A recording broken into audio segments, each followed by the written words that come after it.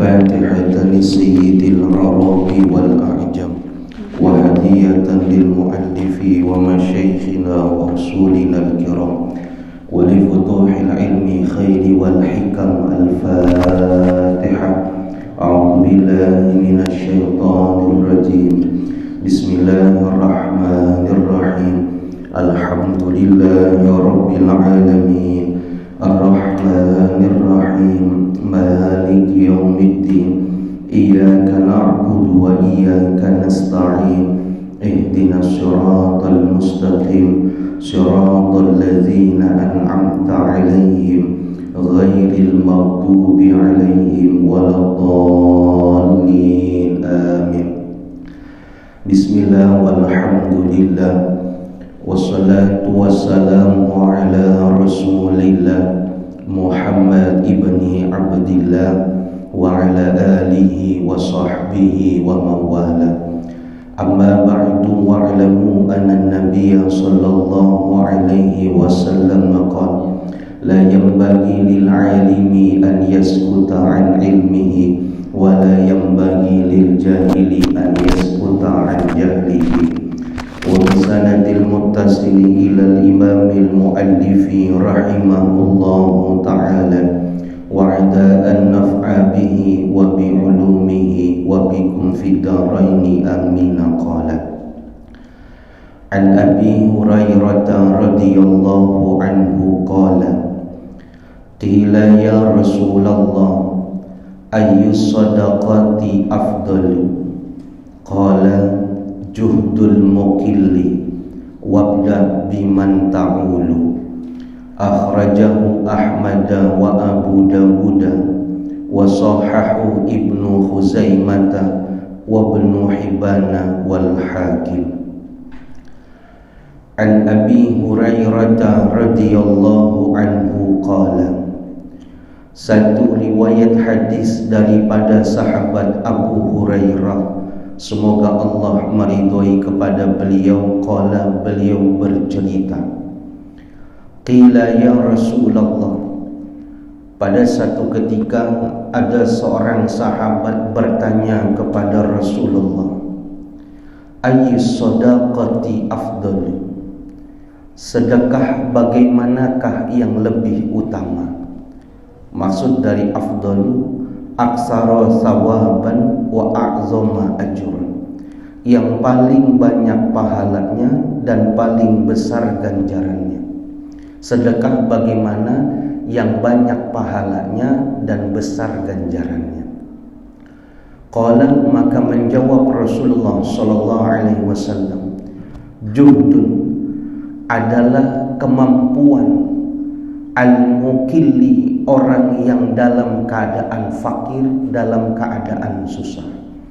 Wabda biman ta'ulu, dan hendaklah memulai daripada sedekah itu daripada orang-orang yang berada di dalam tanggungannya. Meriwayatkan hadis ini oleh Imam Ahmad dan Imam Abu Dawud, dan mensahihkan hadis ini oleh Ibnu Khuzaimah, Ibnu Hibban dan Imam Hakim dalam kitab Al-Mustadraknya.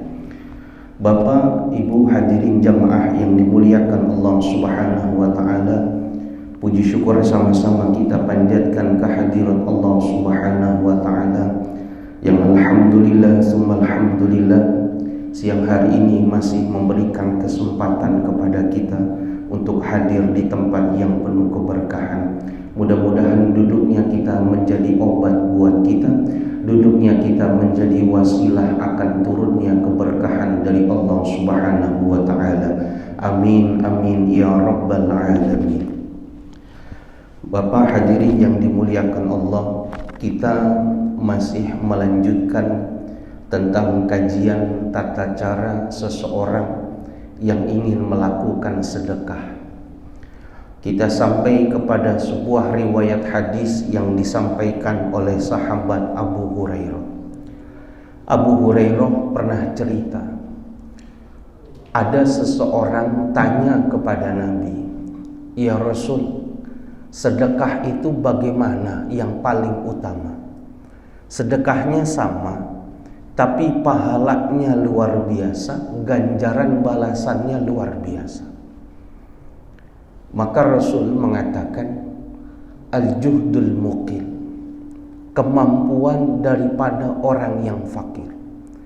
Sedekah pada saat seseorang keadaan susah, dalam keadaan sempit, tapi masih sedekah sesuai dengan kemampuannya.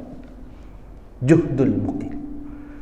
Bahkan dalam satu riwayat Rasul mengatakan sabaqa dirhamun mi'ati alfi dirhamun. Sedekah 1 dirham, sedekah seharga 30.000, itu lebih besar daripada sedekah 100 dirham, 30 juta. Nabi dalam satu riwayat bilang sedekah 30.000 1 dirham lebih besar daripada sedekah 30 juta. Maka sahabat bertanya, kok bisa ya Rasul? Jumlahnya kan jauh. Nabi mengatakan rajulun lahu dirhamani akhadha ahaduhuma fatasaddaqa bihi. Yang sedekah 1 dirham, uang dalam sehari punya uang cuma 2 dirham doang. Dari uang yang 2 dirham, setiap hari dia pangkas 1 dirham buat sedekah. Wa rajulun lahu malun katsirun fa akhadha bihi min irdihi mi'ati alfi darahim fatasaddaq bihi. Orang yang sedekah 30 juta itu crazy rich, orang yang kaya raya. Kalau ditanya nomor rekeningnya, itu nolnya aja nggak cukup di kalkulator handphone. Sedekah 30 juta dia sama orang yang setiap hari punya 2 dirham, disedekahkan 1 dirham, masih gedean yang 1 dirham. Kenapa? Kalau yang 30 juta ngeluarin duit nggak berasa, tapi yang 1 dirham dia butuh, tapi dia keluarkan lebih berasa. Radio ini Almanar PLN, Rumah Sakit Fatmawati. Rumah sakit apa namanya? Pertamina ya, mohon maaf. Pertamina, kesononya Pasar Mestik, seberangnya Polsek Mestik tuh ada Masjid Himmatul Masakin. Himmah itu keinginan, al-masakin orang-orang miskin. Masjid dibangun karena keinginan orang-orang miskin. Karena dulu sebelum 1880 Himmatul Masakin itu dibangun 1880. Orang Betawi kalau mau sholat Jumat itu jauh. Kalau nggak ke Tanah Kusir, Masjid Al-Muflihun, ke Masjid Blok O dekat wali kota situ, Syarif Hidayatullah. Jauh kalau mau sholat Jumat. Maka berangkat dari rumah tuh jam 9 pagi. Kita berangkat Jumat, berangkat jam berapa? Halo? Apa? Wong saya khotib bapak masih di depan kok. Saya dengar suara jalan kok. Masih masbuk. Innalillahi wa inna ilaihi. Kalau ngaji nggak apa-apa, sondalem Ustaz. Kalau sholat Jumat taruh di ujung kantor. Lah buset, udah dikasih enak sholatnya di sini, masih terlambat, masih masbuk. Innalillahi wa inna ilaihi raji'un. Jangan. Yang sop pertama dapat onta, sop paling belakang dapat codot. Curut Bang Adi. Datang Ustaz Rahmat ya, dulu malu. Orang dulu tuh Masjid Muflihun jauh. Sehingga Guru Karim, saya punya kakek dari Guru Marzuki, pengen bikin masjid. Orang susah pengen bikin masjid, gak kebayang. Tapi pedagang-pedagang pasar Bayuran yang dagang kulit pisang, yang dagang daun pisang, yang dagang daun sirih, yang dagang gahru, semuanya bantu. Guru Karim bangun.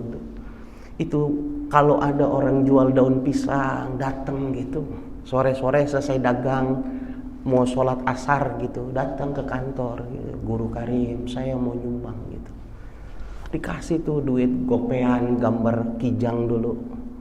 Sama Guru Karim diterima, dicium. Terima kasih gitu. Doain Guru Karim biar sehat, besok dagang lagi, mau sedekah lagi Guru Karim. Amin, mudah-mudahan sehat, dicium. Besok datang lagi dengan bangga, guru cuma dapat 200 perak nih, tapi sedekah guru doain, dicium. Kenapa? Juhdul mukil. Dia butuh, tapi dia pengen himmah beramalnya kuat. Satu ketika datang yang pakai mobil, guru mau nyumbang dari Pak Wali 20 juta. Kata guru Karim, taruh aja meja. Taruh di meja. Kenapa? Yang nyumbang Pak Wali bukan duit dia.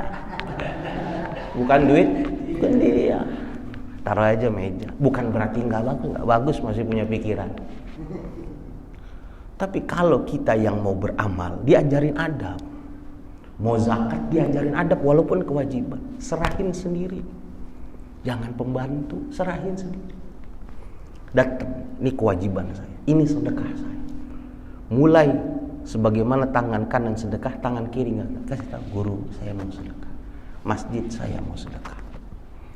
Jadi yang bagus itu kemarin diajarin pas lagi kaya tuh, lagi mampu, bagus. Kenapa? Jadi nggak berantem sama istri. Sedekah berapa? 200 ribu.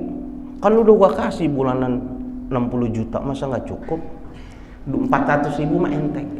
Itu aman. Tapi nerima seorang istri, terima seorang keluarga, nanti diajarin istri yang bagus. Bagaimana ngelihat suaminya hobi sedekah tapi didukung. Ini yang jarang. Ngelihat hobi sedekah tapi didukung itu jarang. Bapak yang dihormati, saya pengen kasih gambaran gini. Mungkin Bapak udah pernah dengar, tapi mudah-mudahan bisa ngambil pelajaran. Di Yaman itu orang masyhur dikenal namanya Uwais Al-Qarni. Itu masyhur namanya Pak. Orang yang miskin tapi belagu. Orang miskin tapi belagu. Uwais Al-Qarni kerjaannya ngangon kuda, ngangon sapi. Terima uang sore hari gajinya, semua-muanya disedekahin buat orang yang lebih miskin dari dia, padahal dia miskin. Bajunya punyanya 2, atasan sama bawahan cuma punya 2. Dia pakai sekarang, yang satunya di jemuran. Orang menghina, mengolok-olok dia. Ah, miskin, susah. Sampai orang iba mau ngasih baju 2 helai. Nih saya mau kasih baju sama sarung 2 helai. Dia nggak mau nerima. Kenapa? Saya belum siap. Kalau nanti ada orang yang memfitnah, menuduh saya, kalau nggak nyolong pasti minta-minta, saya nggak mau. Lebih baik saya punya 2 dari lahir sampai sekarang, cukup buat saya. Dia punya gaji, sore dikasih semua buat orang fakir miskin yang lebih miskin menurut dia. Uangnya 10 dirham dihabisin 1 hari, nggak ada yang dibawa pulang. Dia makannya dari mana? Dia ke pasar, orang buang kulit semangka, diambil kerok lagi putih-putihnya, dia makan itu. Uangnya disedekahin semuanya. Itu sejarah ngomong. Sombongnya begitu, dihabisin sama dia, dihabisin. Itu pasca ibunya meninggal. Waktu ibunya masih ada, dia cuma ngambil 2 dirham buat makan ibunya. Ini orang yang Nabi bilang wujudnya di dunia, tapi namanya tersebar di akhirat. Terkenal Uwais Al-Qarni. Cewek nggak ada yang mau Pak, badannya panuan semua, sopak, belang. Gimana nggak belang, tiap hari main panas-panasan, pulang siang, ibunya yang sudah sepuh kayak burung merpati di dalam tempat keranjang itu dikasih makan, dibersihin. Pergi kerja lagi, balik lagi, ibunya dibersihin. Dia tahu ingat, dia hidup pada masa Rasul, dia ingat Rasul mengatakan rugi seorang anak yang mendapati ibu bapaknya atau salah satu dari keduanya dalam keadaan sepuh tapi nggak bisa menghantarkan dia ke dalam surga, itu anak yang rugi dan merugi. Kesempatan masuk surga itu ketika orang tua masih sudah sepuh. Tapi sekarang kan enggak, udah sepuh, makin punyeng anak. Aduh, apalagi yang dapat pikun, aduh, udah dikasih makan ditanya belum. Ngomong sama orang-orang, anak gua mau kurang ajar, nggak ngasih gua makan, padahal habis sarapan nasi uduk. Tuh anak dongkol tuh. Kalau dia antepin, kudunya bagus dia. Bapak mana yang katanya negeri hak asasi manusia, Belanda, yang katanya menaungi kehidupan seseorang, yang mengangkat derajat seseorang, nikah sejenis boleh. Itu Belanda, negara yang meratifikasi hukum eutanasia, itu Belanda. Waktu Belanda mau bawa hukum eutanasia ke Indonesia, guru besar di UIN itu bilang, boleh tuh bawa ke Indonesia. Tapi untungnya sama hukum Islam ditolak. Apa eutanasia? Orang tua yang sudah pikun, sudah tidak produktif, yang sudah ngomong yang ngaco, maka seorang anak boleh minta surat rekomendasi Kementerian Sosial. Dari Kementerian Sosial ke bawah Kementerian Hak Asasi Manusia, dibawa kepada rumah sakit, minta rujukan, minta dokter buat nanti kalau orang tuanya tidur disuntik mati. Itu yang meratifikasi Belanda itu. Yang katanya menjunjung tinggi nilai kasih sayang, hak asasi manusia, memperlakukan orang tua udah kayak binatang. Untungnya nggak berlaku di Indonesia. Kalau berlaku, siap-siap. Kalau udah tua siap-siap, udah 60 gitu, siap-siap Ustaz Rahmat gitu. Anak ya kan tangannya di belakang gitu, wah suntik kita. Itu yang dibilang anak berbakti. Nih Uwais nih, sombong, bisa nggak begitu juhdul mungkin? Dia nggak punya tapi nggak merasa orang yang nggak punya. Sekarang kebalik, orang punya tapi merasa nggak punya. Aduh susah nih. Pertalite 10.000 tapi naik mobil, jual mobilnya. Pusing gimana? Jual mobilnya. Pakai sepeda. Enak nggak pakai bensin, pakai es kelapa. Jangan. Semua udah diatur sama Tuhan. Jangan jerit, nggak perlu. Tuhan udah tahu, la yukallifullahu nafsan illa wus'aha. Tapi dia zalim, urusan dia sama Tuhan. Udah titik sampai situ. Semuanya akan diminta pertanggungjawaban. Udah, nggak usah pusing-pusing. Nggak bakal bapak mati, nggak bakal. Kalau nggak bisa makan ke rumah saya kasih makan. Jangan, nggak boleh begitu. Nah ini Uwais sampai gitu. Yang saya ingin katakan, saking hebatnya orang ini, makan dari kulit semangka. Satu permintaan ibunya cuma bilang begini, Uwais, ibu pengen banget pergi haji. Di Yaman Mekah 435 kilo. Dulu jangan bilang ada pesawat. Zaman Rasul belum, paling canggih itu onta. Dia orang miskin, gak punya pak. Tumben tuh dia, yang tadinya 10 dirham dia sedekah, dikurangin 5 dirham. Tapi tetap sedekah nih. Yang 5 dia tabung buat beli apa? Beli lembu, anak sapi. Buat apa anak sapi? Buat pergi haji, kagak kuat. Perjalanannya harus pakai onta. Enggak, lembu dia beli, rumahnya di daratan, kandangnya di pucuk gunung. Jadi pagi dia ambil lembunya, bukan dia giring, digotong, bawa ke bawah, dikasih makan. Sore digotong lagi lembunya, naik ke atas. Besok bolak-balik. Sampai dibilang Uwais majnun, Uwais gila. Lembu diteng-teng, jangan dipanggul. Bego, udah miskin, bego lagi.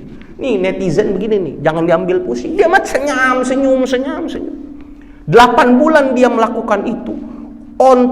Lembunya semakin beratnya semakin luar biasa. Dia masih kuat panggul. Kenapa? Udah latihan 8 bulan. Jadi kuli-kuli panggul kita lihat gitu, memang udah latihan 10 kilo, 20 kilo, 50 kilo, udah biasa. Coba-coba orang PLN, remek kita. Bang Elwin, bawa galon aja udah entok. Nih, aduh, gak kuat nih.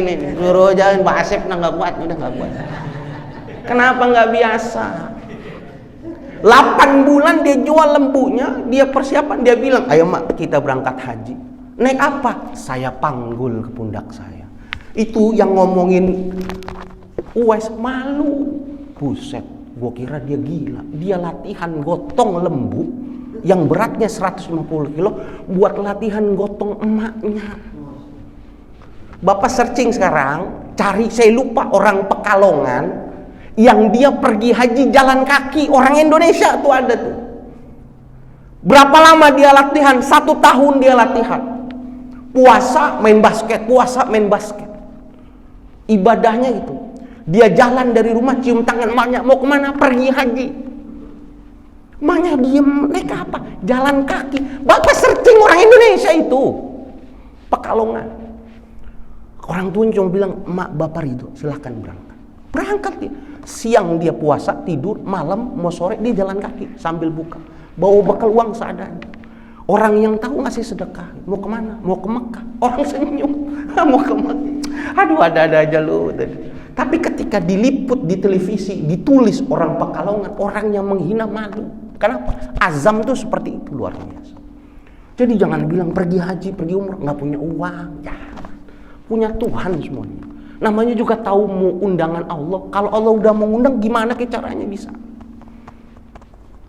Ini Uwais digotong ibunya. Dibawa pergi haji.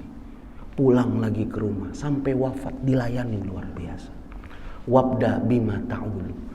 Uwais melakukan ini, memulai sedekahnya ini dari orang yang menjadi tanggungannya dulu. Waktu hidup ibunya, uang yang diberikan setengahnya dikasih ke ibunya. Ibunya makan apa? Dikasih yang enak. Uwaisnya makan apa? Kulit semangka. Semangka yang dibawa orang dicobek dia makan. Ibunya gak tahu. Dikasih buat ibunya makan yang cukup. Sisanya dia sedekahin. Besok kerja lagi, besok dia sedekah. Al-Imam Abu Lais Nasr bin Muhammad Samarqandi menceritakan dalam Tanbihul Ghafilin, mana yang dikatakan rezeki, kata ulama itulah yang masuk ke dalam tubuhnya. Berapa yang dia butuh? 2 dirham, 3 dirham, udah segitu. Sehari dia jual kayu bakar, laku 10 dirham. Yang dia makan berapa? 3 dirham, 7 dirham dia jual. Besoknya besok, jangan dipikirin. Al-Maghfurlah Kiai Haji Ahmad Musyafa bin Umar Suhaimi, saya punya guru almarhum, pimpinan pondok Wadil Mubarak. Itu istrinya, beliau fokus di Quran, mengulang hafalannya, ngajar santri aja. Itu waktu benda-benda barang-barang naik gitu. Itu istrinya pusing gitu ngatur uang, karena beliau nyerahin ke istrinya, nih buat pondok silahkan. Belanja gitu. Aduh. Ya pusing nih. Kenapa pusing? Barang-barang naik gitu, jangan dipusingin, udah saya yang belanja besok. Ya udah gitu, dikasih uang ke suami, sama suaminya, sama Kiai Ahmad Musyafa, beli habis. Lah kok habis ya? Besok ada lagi rezekinya. Bener, dia yakin dibalikin, Pak.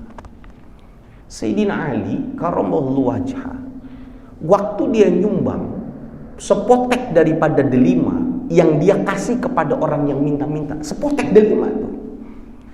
Maka sore hari sahabatnya datang ke rumah Sayyidina Ali. Yang Ali dapat titipan buah daripada sahabatmu.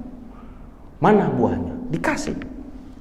Dilihat buahnya cuma ada 9. Kata Sayyidina Ali gitu, pasti buahnya kurang. Kok bisa kurang?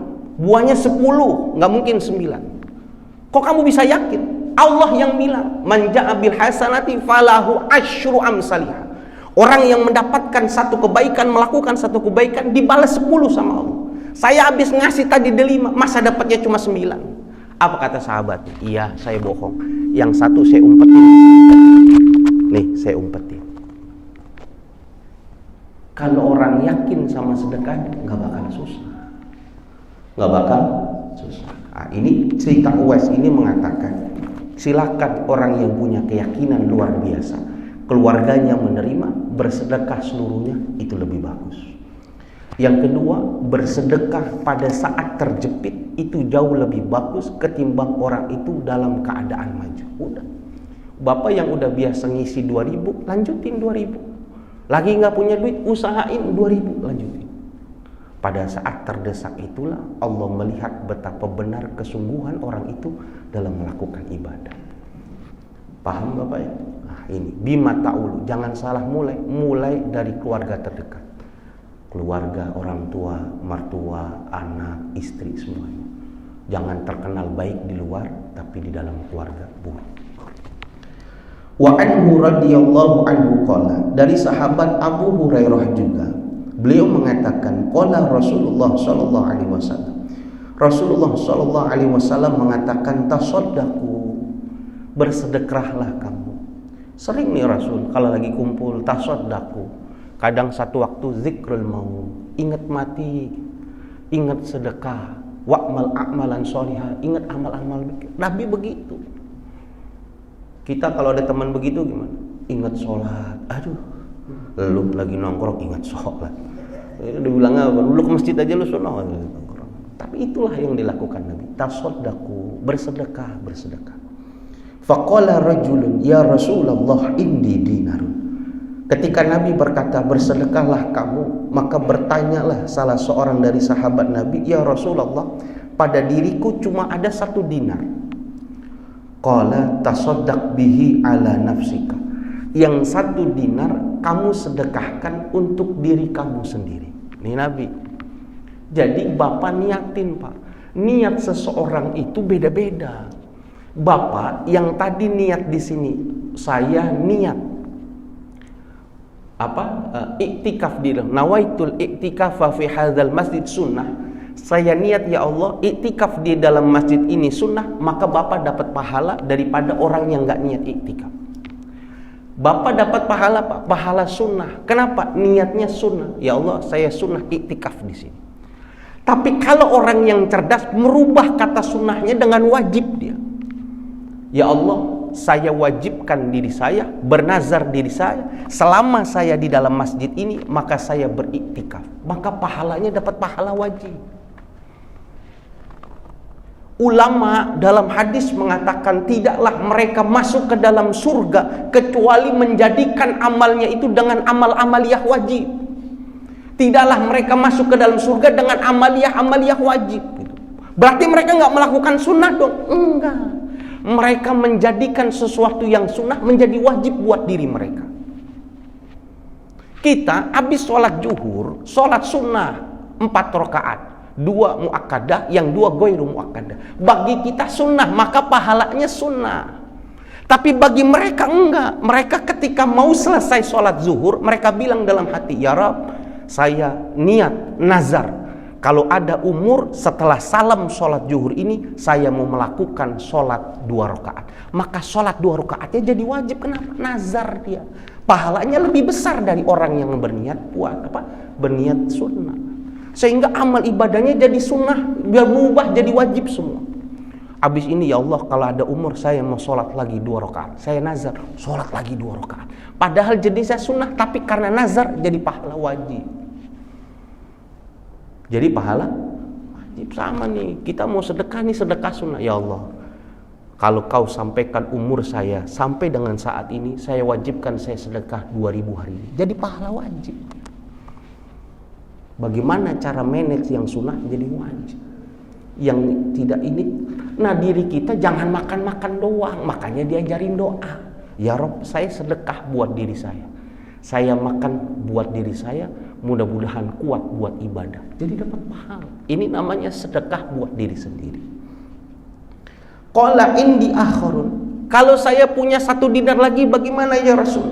Qala tasaddaq bihi ala walidika. Bersedekahlah kamu untuk anak-anakmu. Anak-anak dulu nih kasih. Udah makan belum anak-anak kamu? Qala indi akharun. Kalau sudah ada lagi ya Rasul 1 dinar lagi, qala tasaddaq bihi ala khadimika. Sedekahkanlah untuk para pembantu-pembantumu, orang yang berada dalam tanggunganmu. Keluarga dulu udah semua dapat, orang tua udah makan semua udah. Baru pembantu yang jadi tanggungan kita, suruh kasih makan dulu dia. Qala indi akharun. Ya Rasul, aku ada lagi nih. Qala anta absaru bihi. Kata Nabi, engkau lebih tahu manakah yang paling lebih diutamakan daripada sedekah. Ini masih makna wa'da biman ta'ulu. Mulailah sedekah itu dengan orang-orang yang berada di dalam tanggunganmu. Lakukan yang terbaik daripada tanggunganmu. Bapak yang dimuliakan Allah Subhanahu wa taala, dalam kitab Tanqi ada korelasi ketika Nabi mengatakan tasodaku. Sedekahlah kamu, sedekahlah kamu, sedekahlah kamu. Nabi mengatakan as-sadaqatu taruddul bala. Orang yang bersedekah dari sekian banyak hikmahnya adalah salah satunya taruddul bala. Orang yang bersedekah ini bisa terhindar daripada bala bencana. Waktu tawil umroh, dan orang yang bersedekah ini bisa daripada memanjangkan umurnya. Ini diceritakan oleh Syekh An-Nawawi dalam kitabnya. Ada suami istri di rumahnya itu punya pohon besar. Pohon besar. Di pohon yang besar itu hidup beberapa burung merpati, burung-burung macam-macam di dalam pohon itu yang punya sangkar di situ. Maka istrinya bilang kepada suaminya nih, wahai suamiku, ambil dong di atas. Saya pengen makan itu burung-burung sama telur-telurnya, saya mau makan. Maka naik nih suaminya ke atas, ngambil burung yang masih kecil, diambil telurnya buat dimakan. Jangan ngomong geli, tapi ini kejadian ada. Dan ini terjadi pada masa Nabi Sulaiman. Maka melihat anaknya diambil, telurnya diambil, induk merpati nggak terima nih. Terbang dia ngadu sama Nabi Sulaiman. Nabi Sulaiman, gimana ini? Masa anak saya diambil, telur saya diambil? Ya udah, tunggu aja di pohon. Nanti kalau dia macem-macem, saya yang hukum dia. Benar nih. Besoknya istrinya nyuruh lagi. Ambil lagi itu telurnya enak, burung merpati. Krenyes-krenyes gitu. Kalau soang agak amis. Kalau telur bebek amisnya sedang. Tapi kalau burung merpati enak kayak telur puyuh gitu. Makan lagi enak. Kata lakinya nih, ya gua naik lagi ke atas. Naik ke atas. Ambil lagi itu. Induk merpati nggak terima lagi, ngadu lagi sama Nabi Sulaiman.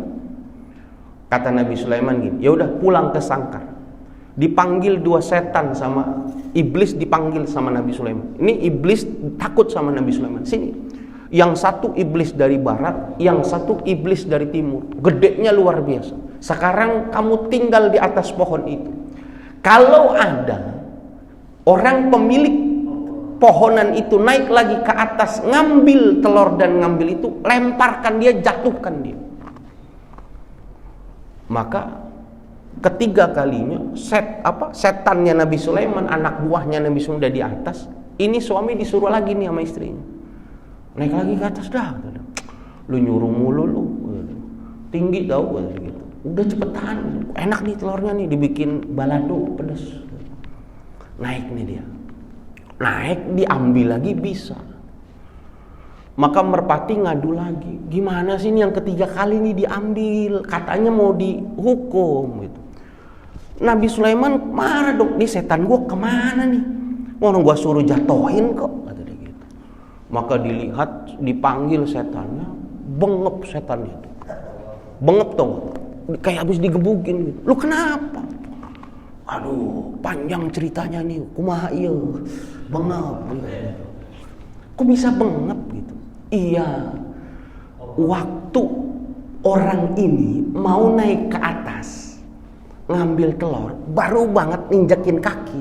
Kita udah siap-siap nih, pengen ngambil kakinya mau ngelempar. Baru banget naik ke satu, di rumahnya ada yang ketuk. Assalamualaikum, Pak, minta. Maka orang ini teriak ke istrinya, Bu, itu kasih, ada orang minta-minta kasih. Apa kata bininya? Apa yang mau dikasih, nggak ada apa-apa di rumah. Kata suaminya nih, ada semalam ada makanan yang belum habis, masih bisa dimakan, kasih. Turun nih lakinya, turun ke bawah, dikasih nih. Ini makanannya nih, dikasih. Bapak makan Pak, silakan Pak makan. Dimakan dia. Sedekah dulu dia nih, makan. Selesai dia makan, yang minta-minta pulang, dia naik lagi. Waktu dia naik lagi, saya pegang kaki yang sebelah kanan, teman saya nih kata setan, udah pegang kaki sebelah kiri. Tiba-tiba ada malaikat gede, kita dicengkeweng. Ada di tangki, dicengkeweng, ditarik leher kita. Saha eta? Malaikat. Naon ira? Dilempar, beng gitu. Saya balik ke masyrik, ke barat, saya balik ke timur, jatuh bengep saya Pak. Maka di sini dijelaskan, hadza idza kanatis shadaqatu min halalin. Itu bisa terjadi seseorang tertolak dari balaknya kalau sedekahnya dari harta yang halal. Yang halal. Wa amma idza kanat min haramin fala yuntiju illa azaban. Tapi kalau ada orang yang sedekah dari harta yang haram, fala yuntiju illa azaban, tidak ada balasannya kecuali justru disiksa sama Allah Subhanahu wa taala. Inna fi jahannam baitan yusamma baital hazani. Ketahuilah, di dalam neraka jahanam ada satu rumah disebut dengan rumah kesedihan. A'addallahu liman tasaddaqa min malin haramin, yang Allah menyediakan rumah itu bagi orang-orang yang bersedekah min malin haramin, dari harta-harta yang haram. Di neraka jahanam ada baitul hazan, rumah kesedihan bagi mereka orang-orang yang sedekah dari harta yang haram.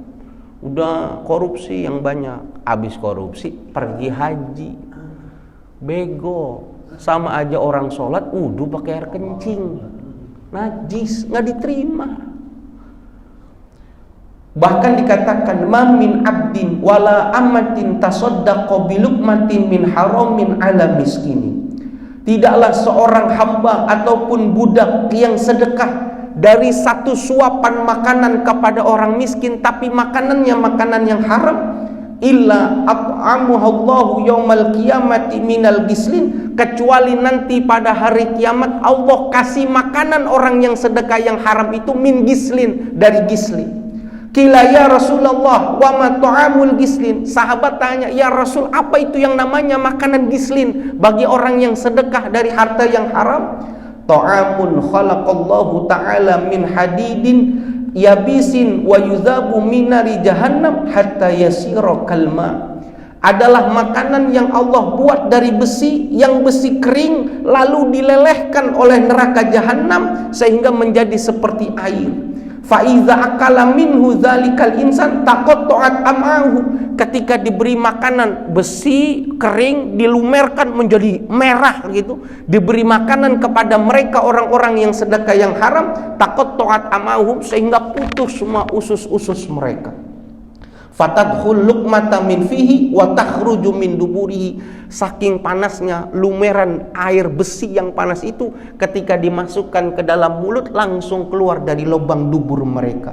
Wa tunadi zabaniya, dan berserulah malaikat zabaniya, hadza jazaa'u man kana yaktasibul haram wa yaqulu wa yatasaddaqu minhu zalika. Inilah gambaran orang-orang yang berusaha mencari rezeki yang haram, sedekah yang haram, mereka makan yang haram, nanti dibalas sama Allah Subhanahu wa taala, ditaruh di tempat Baitul Huzn, dikasih makanan namanya gislin, besi yang dibikin lumer berubah menjadi merah, diminumkan dari mulutnya langsung keluar daripada lubang pantatnya. Tadinya enak, bisa menolak bala kalau dari rezeki yang halal. Makanya nih teman-teman yang suka manjat tiang listrik tuh, hati-hati. Nah itu sedekah tuh, saya bilang rutinin 2.000 taruh di masjid. Kita nolongin Bang Ipul, ya Allah nih teman-teman saya nih sering banget nih, biar kata hujan manjat tiang listrik, naruh kabel, nungguin gardu ditungguin, istri ditungguin, gardu ditungguin, mana dalam kantor lagi, ya elah siapa yang mau nyolong. Iya Allah, takut meledak gardunya. Sedekah Bang Ipul 2.000 ya Allah, mudah-mudahan Allah kasih. Banyak cerita rizki, panjangin umur itu banyak. Harusnya udah meninggal, iya harusnya, tapi Allah kasih rizki, selamat dari musibah, umurnya ditambah sama Allah. Ini adalah manfaat bagi orang-orang yang melakukan sedekah. Bapak yang dimuliakan Allah, sebelum saya tutup begini, keluar dari tema kita tutup sampai di sini. Besok bagaimana hukumnya istri kita bersedekah tanpa sepengetahuan kita? Sah nggak sedekahnya? Kita yang nyari uangnya nih, kita yang kasih jatah. Istri kita sedekah tanpa sepengetahuan kita, dosa atau tidak dosa? Insya Allah besok kita bahas. Nah, kita wajib sholat. Sholatnya itu boleh dilakukan sendiri, boleh dilakukan berjamaah. Tapi wajib buat laki-laki, sunnah muakkadah bukan wajib, dianjurkan melakukan sholat itu secara berjamaah. Kalau berjamaah pahalanya 27, paling sedikit 25. Kalau sholat sendiri pahalanya 1, kalau sholatnya diterima. Kalau nggak diterima, ya nggak dapet, yang cuma 1. Kalau yang 27 kita jelek sholatnya, masih ditolong sama imam. Imam jelek, dicari di shop 1 mana yang paling bagus. Nggak ada yang bagus, imamnya ngayal, yang ini ngelamun, dicari di shop nomor 2 yang sholatnya bagus. Kalau ada, ditolongin nih, yang sholat di sini nolongin ini sama nolongin ini. Ternyata imamnya ngelamun, shop 1 ngelamun, ini ngelamun semua. Sama malaikat masjid diterima, dikasih pahala 27. Kenapa? Sholatnya barisnya lurus. Maka imam sunnah paling minimal ketika mau sholat ngomong sufakum, segitu harus. Jangan as-sholatu jami'ah, tapi sufakum fa inna tasfiyatas suhuf min iqamatis shalah aw tamamis shalah. Kalau as-sholatu jami'ah itu diucapkan bagi sholat sunnah yang dilakukan secara berjamaah. Sholat Idul Fitri kan nggak ada azan, nggak ada qomat, maka imam bilangnya as-sholatu jami'ah rahimakumullah, itu benar. Tapi kalau zuhur asar jangan as-sholatu jami'ah. Tawan yang ngaji sama yang tidur nyender, tawan. Ya jangan. Jadi sufakum paling minim. As-sholatu jami'ah buat sholat sunnah yang dilakukan berjamaah. Biasanya Bilal as-sholata sunnah, itu kan ada tuh. Nah ya. Nah, sholat itu kalau sholat jamaah pahalanya 27. Jamaah itu dua, harus ada unsurnya dua. Ada imam, ada makmum. Harus. Kalau sendiri nggak bisa. Nah, kalau orang yang sholatnya bareng dengan imam aman. Tapi kalau orang yang sholatnya masbuk, maka dia harus menambahkan daripada rokaat yang salah sama imam. Nah, orang yang sholat jamaah itu salatnya itu ittisal, nyambung satu tempat. Ini kalau pintunya ditutup, yang sholat di luar itu nggak sah. Kenapa? Nggak ittisal, tertutup. Kalau dia mau sholat Jumat sah, pintunya harus dibuka supaya apa? Ittisal namanya. Ittisal. Nah, ittisal juga bisa berarti seorang makmum mendengar gerakan-gerakan imam. Saya sholat di sini, Mbak Asep sholat di situ tuh. Nih, sholat di belakang ini nih, di belakang kotak Ka'bah tuh. Saya sholat di sini, pakai mic nih. Allahu Akbar. Pak Asep dengar nggak? Dengar. Itu ittisal namanya. Satu tempat dan masih ittisal. Jadi kalau kita mau sholat berjamaah misalkan sama perempuan, bukan muhrim kita, bukan istri kita, maka dia tetap letaknya di tempat dia, kita di sini. Nggak perlu kita ke sana, cukup di sini. Sebagus-bagusnya laki-laki sholat berjamaah adalah shaf yang paling depan. Sebagus-bagusnya perempuan sholat berjamaah adalah shaf yang paling belakang. Jadi nggak apa-apa dia mau perempuan, ibu mau sholat jamaah, oh iya boleh silakan, ibu duduk di situ ya di belakang pojok, saya di sini, nggak apa-apa, kedengeran masih ittisal. Justru lebih aman ketika diberikan penghalang. Malah kalau saya demen malah yang seperti ini nih, gitu, supaya apa? Bisa lebih kelihatan gitu. Karena nggak apa-apa kalau batas satirnya itu kan, yang penting kelihatan gerakan imam waktu dia berdiri. Lebih aman pakai yang transparan seperti itu, nggak masalah, lebih bagus. Tapi kalau ini kedengaran, di situ kedengaran, nggak jadi masalah. Masih ittisal nih satu ruangan. Yang nggak ittisal kalau sudah di luar ruangan, ditutup, selesai sholatnya nggak diterima. Kenapa? Terhalang sama pintu. Boleh gitu, nolongin gini. Bapak nanti boleh, ada sholat boleh. Ini nolongin ini sendirian nih. Bapak, Bang Ogi, tahu-tahu pindah ke belakang sholat. Niatnya sholat zuhur, iadah boleh, nolongin namanya, boleh. Dan itu yang dilakukan oleh sahabat-sahabat Nabi. Udah sholat nolongin, kasihan dia sholat sendiri, saya jadi makmumnya. Iadah sholat itu boleh. Nanti perlu Pak, iadah sholat belajar, buat ngajarin istri, pengantin baru. Istri kita bilang, Bang mau sholat jamaah. Waduh, laki-laki kan sholatnya di masjid. Pokoknya saya nggak mau sholat kalau nggak imamnya abang. Gitu. Kalau orang yang cerdas, maka dia bilang, iya Neng, tenang aja. Kita laki sholat di masjid, jadi makmum.